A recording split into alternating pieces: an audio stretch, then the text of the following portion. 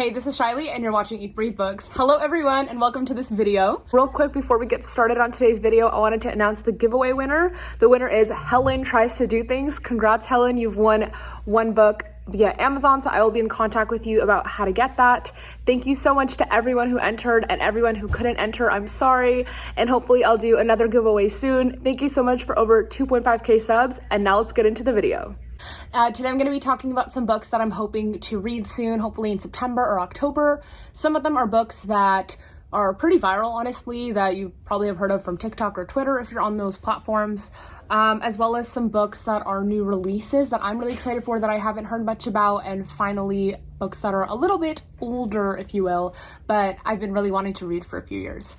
Also, note, finally, a bookish backdrop. If any of you used to watch my channel back in the day, I used to have a bunch of books behind me, and now finally we have this nice setup. So yes, without further ado, let's get started. The first book that I have here is Malibu Rising by Taylor Jenkins Reid. She's also the author of The 7 Husbands of Evelyn Hugo, as well as Daisy Jones and the Six, so you may have heard of her before. This book has been going pretty viral, I think, on TikTok. Anyway, this takes place in 1983 in Malibu, and at the beginning of the story, it tells you that sometimes Malibu catches fire, and that night there will be a party at a house, a family's house, and that by the end of the party there will be a big fire, and that the whole time through the party things will escalate, things will be dramatic.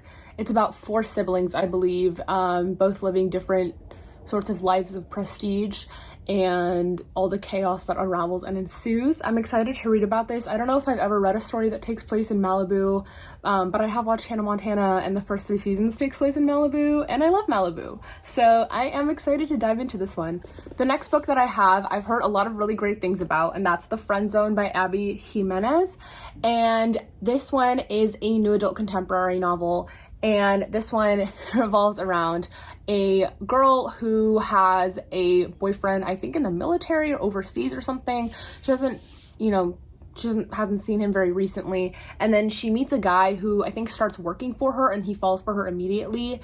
And so it's kind of this tricky situation because she obviously wants to be loyal to the person that she's dating, like she wouldn't want to cheat, but this person's around her who really likes her. I think she might actually like him back and is trying to battle it. I'm not really sure, but yes, it's about, being in the friend zone, and then I guess I'm assuming getting out.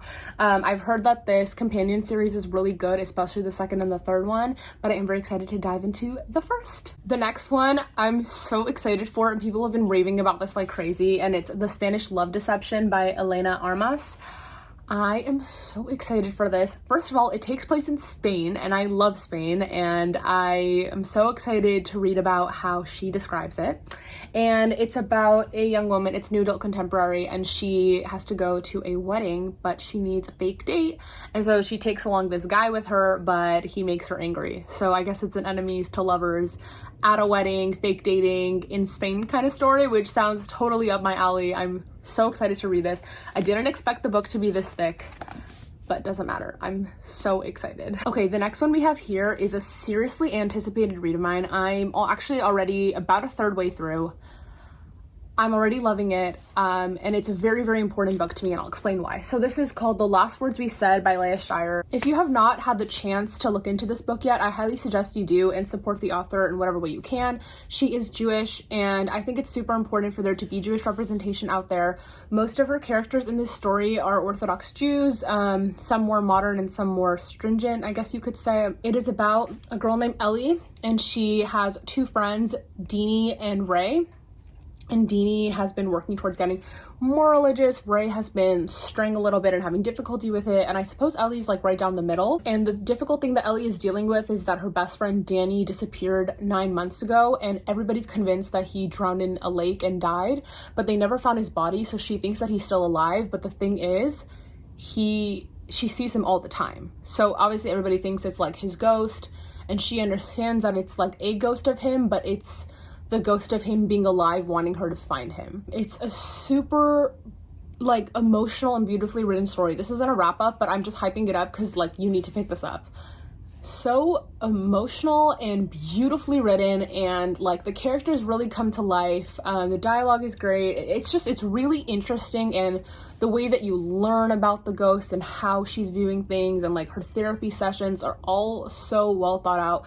Leah put so much care into this story, and honestly, reading this book has made me really emotional, not only because it's an emotional story, but because I have never read a fiction novel that is about Orthodox Jews like me. I feel so seen and represented. I mean, there was one story that I read called The Chosen by Chaim Potok, but that was more of like the Hasidic sect, so a little more Orthodox than I am. This one is a little more closer to like the way that I practice my Judaism, and I just feel so seen and heard and loved. And I mean, on the cover, the boy's wearing a kippah, which is something that a lot of Jewish men wear. It's huge news. This is a huge deal. I can't even begin to express how much. And like, now I understand how other people feel when they see their own cultures and religions being represented in stories finally. Like, I get it. I'm like, oh, that's so exciting. Finally, like me, I'm being represented. I'm loving it. You need to pick it up. Please let me know if you do. It would mean so much. The next one, I did a whole video on it about how I was excited that it came out, so I'll link it down below if you haven't seen it yet. But it's Take Me With You When You Go by David Levithan and Jennifer Niven. Both really fantastic writers, huge fan, and I'm so excited about this story because the two of them have collaborated.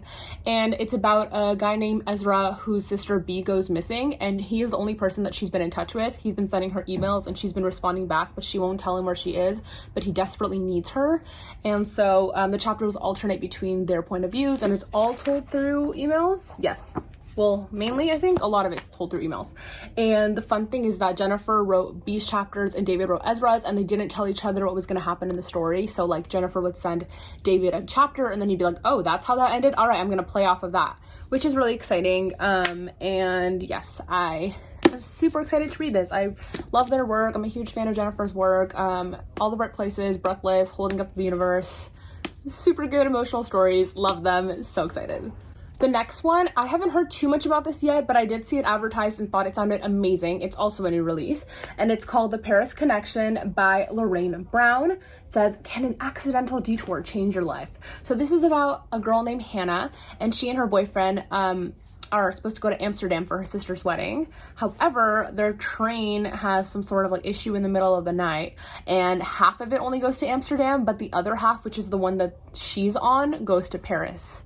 So she literally ends up in Paris, and Simon's not with her. She doesn't have her stuff with her, and she basically has like a day in Paris before she has to take the next train to Amsterdam. What's gonna happen? Who's she gonna meet? Oh, she meets a French guy named Leo. Okay, there we go. So one day in Paris, like, she wasn't even supposed to go. So I'm super excited to read a book in another country. Like, you know, I'm excited for the Spanish love deception, the Paris connection, all very exciting. I'm really looking forward to this. I'm excited to give my thoughts on it when I finally read it. For those of you like OG BookTube people, do you remember when her Pushing the Limit series was a thing? That was very popular on here. I read, I think the first two, I don't know, I really like them. Like, people are obsessed with that series, especially the third one, Crash Into You.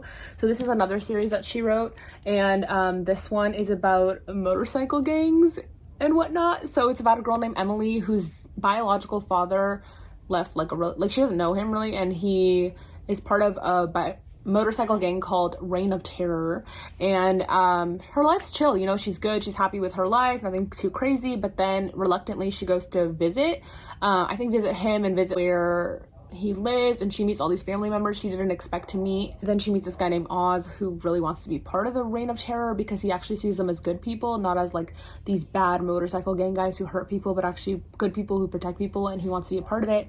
So Emily and Oz connect, and Emily connects to like her roots and this whole side of her family that she like didn't really, you know, she didn't know before. So I'm super excited to read it. Katie McGarry is really good at writing teenagers and like really hard topics. She often writes about mental health, and probably will cry, but yes. Okay, everyone, that is all I have for you today. Thank you so much for watching this video and listening to me talk about books that I'm excited to read or continue reading soon. Thank you so much for over 2,000, almost 2,500 subscribers now. I love you all so much, and I so appreciate you. I will also leave my social media down below, Instagram, Twitter, Goodreads, and I will talk to you all later. Thank you so much, and don't forget to comment down below a book that you're excited to read this month. Bye!